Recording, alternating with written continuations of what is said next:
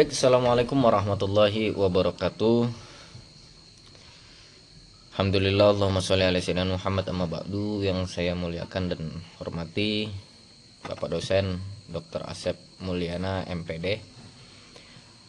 Izinkan kami dari kelompok 6 ingin mempresentasikan makalah kami yang berjudul Pendidikan Masyarakat dan Kebudayaan. Kelompok 6 dengan makalah ini disusun oleh saya sendiri, Hafal Alfinas, kemudian ada Bapak Imamuddin dan Ibu Nyai Rodotul Jannah. Baik, untuk mempersingkat waktu, kita masuk ke pembahasannya.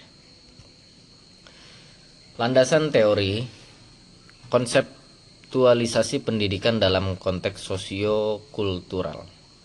Pendidikan dalam perspektif sosio-kultural tidak hanya sebagai transfer pengetahuan, tetapi juga sebagai agen perubahan sosial dan preservasi budaya dalam konteks Indonesia yang majemuk. Pendidikan harus mengakomodasi keberagaman budaya agar inklusif, seperti yang dikemukakan oleh Ningsih. Selain itu, digitalisasi pendidikan membawa perubahan besar dalam cara pembelajaran. Pendidikan bergerak dari model linier menjadi kolaboratif dan interaktif, dengan peran guru yang beralih menjadi fasilitator. Meskipun demikian, transformasi digital perlu menjaga keseimbangan antara teknologi dan nilai humanistik agar tidak mengabaikan dimensi sosiokultural pendidikan seperti yang diingatkan oleh Rahmawati. Jadi dalam hal ini,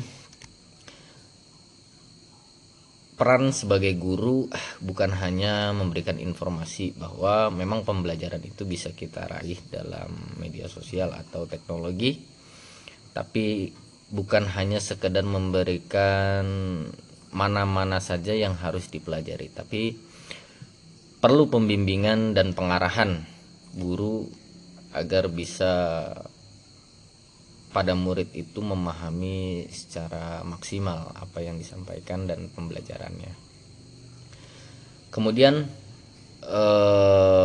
pada pembahasan selanjutnya singkatnya mengenai konseptualisasi pendidikan dalam konteks sosiokultural, yaitu kita tetap harus menjaga keseimbangan antara teknologi dan nilai-nilai kemanusiaan agar tidak melupakan sisi sosial dan budaya pendidikan, seperti yang diingatkan oleh Rahmawati. Jadi tetap keseimbangan dalam belajar, harus penuh pantauan dan bimbingan dari guru agar nilai budaya yang dipelajari tidak terlewatkan. Kemudian ada dinamika masyarakat dan transformasi sosial dalam era digital.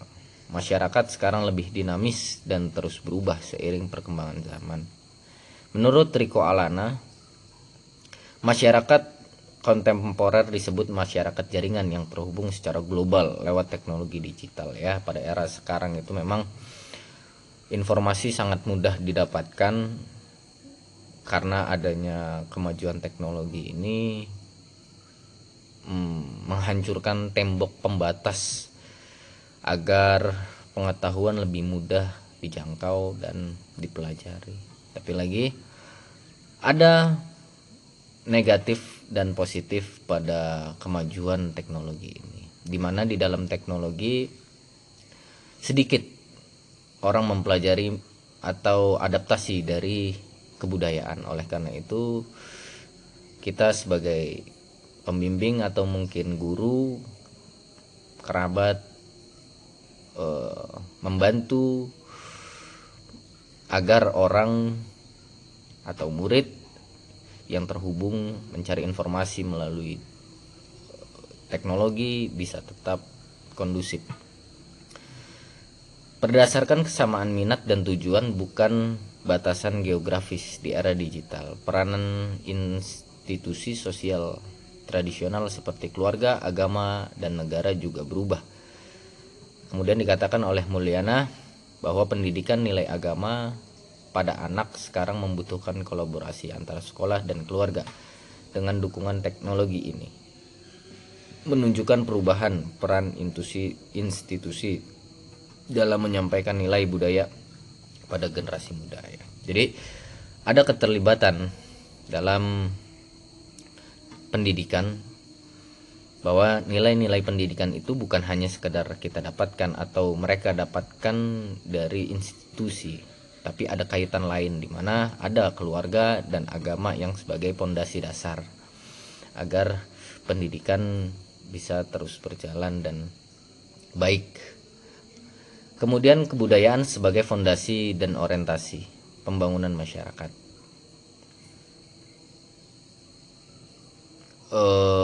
Singkatnya, globalisasi kultural yang didorong oleh teknologi juga bisa menyebabkan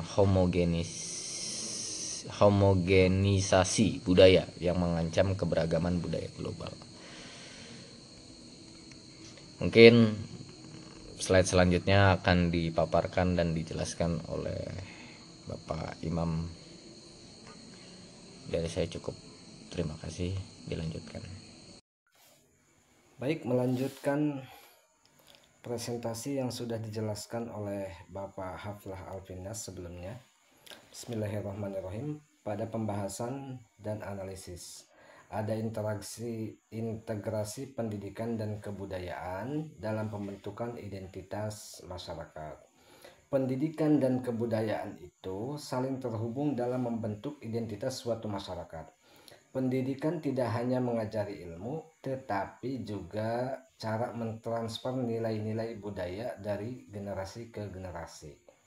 Nah, di Indonesia yang kaya akan budaya ini ada tantangan tersendiri karena banyak perbedaan budaya yang mempengaruhi interaksi sosial di sekolah. Nah, penelitian ini menunjukkan bahwa perbedaan budaya ini mempunyai pengaruh besar terhadap bagaimana berinteraksi di lingkungan pendidikan. Jadi, dalam merancang kebijakan pendidikan, nilai budaya itu penting banget untuk diperhitungkan. Kemudian yang selanjutnya ada transformasi peran pendidik dalam masyarakat digital. Nah, revolusi digital telah mengubah peran pendidik yang kini tidak hanya sebagai sumber pengetahuan, tetapi juga sebagai fasilitator, mentor, dan co-kreator pengetahuan. Dalam masyarakat digital, guru berfungsi sebagai mediator antara siswa dan informasi digital, serta pengembang literasi digital krisis. Kemudian yang selanjutnya, kontestasi nilai dalam masyarakat multikultur, implikasi terhadap sistem pendidikan. Masyarakat multikultur seperti Indonesia menghadapi kontestasi nilai karena keberagaman budaya dan norma. Nah, sistem pendidikan harus mengakomodasi keberagaman ini sambil membangun nilai bersama untuk memperkuat kohesi sosial. Nah, ada 3 pendekatan dalam merespon kontestasi nilai adalah asimilasi, yaitu penyerapan atau nilai kelompok minoritas. Kemudian ada integrasi, yaitu mencari titik temu antar nilai. Dan ada multikulturalisme, yaitu menghargai keberagaman. Kontestasi ini juga terkait dengan kekuasaan, di mana kelompok dominan cenderung mempengaruhi nilai dalam pendidikan yang dapat memperburuk ketimpangan dan marginalisasi kelompok minoritas. Yang selanjutnya, digitalisasi pendidikan, peluang dan tantangan bagi keberlanjutan budaya. Nah, digitalisasi pendidikan membuka akses global, tetapi juga berisiko mengancam keberlanjutan budaya lokal melalui homogenisasi budaya dan kesenjangan digital. Nah, teknologi ini dapat menyebabkan erosi nilai lokal dan kesenjangan akses, namun juga dapat memberikan peluang untuk revitalisasi budaya lokal melalui dokumentasi dan diseminasi digital. Nah, lalu apa solusinya? Solusinya adalah yang pertama, redesign kurikulum berbasis kurikulum berbasis kultural, itu integrasi kearifan lokal dan kompetensi global. Kemudian solusi yang kedua yaitu dengan pengembangan pendidikan multikultural dalam konteks masyarakat digital. Yang ketiga, revitalisasi peran masyarakat dalam ekosistem pendidikan yang kolaboratif. Lalu yang keempat, solusinya adalah inovasi pendidikan yang responsif terhadap diversitas kultural. Nah, lalu yang selanjutnya ini ada contoh redesign kurikulum menjadi pendidikan multikultural dan juga revitalisasi peran masyarakat. Nah, redesign kurikulum berbasis kultural bertujuan menggabungkan kearifan lokal dengan kompetensi global. Kemudian pendidikan multikultural di Indonesia perlu mengakomodasi keragaman budaya dalam sumber belajar. Nah, lalu yang selanjutnya, revitalisasi peran masyarakatnya. Pendidikan kini dianggap tanggung jawab bersama seluruh elemen masyarakat.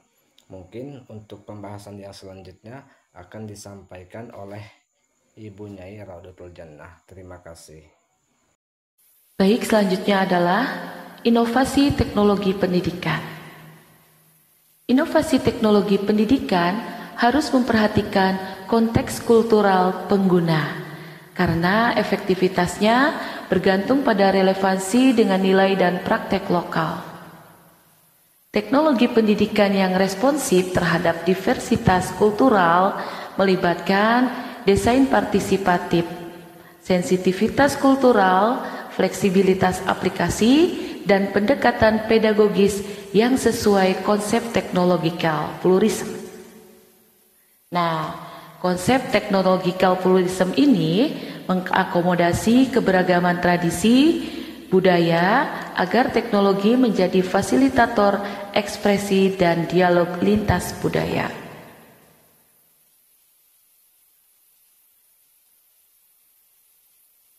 Kesimpulannya adalah pendidikan, masyarakat, dan kebudayaan membentuk 3 pilar yang saling terintegrasi dalam membentuk identitas kolektif bangsa. Diferensiasi budaya mempengaruhi pola interaksi sosial dalam lingkungan pendidikan, sementara digitalisasi mengubah lanskap pendidikan secara signifikan. Pendidikan berbasis kultural yang mengintegrasikan kearifan lokal dengan kompetensi global menjadi solusi strategis menghadapi transformasi digital dengan tetap melestarikan nilai-nilai budaya sebagai pondasi karakter bangsa.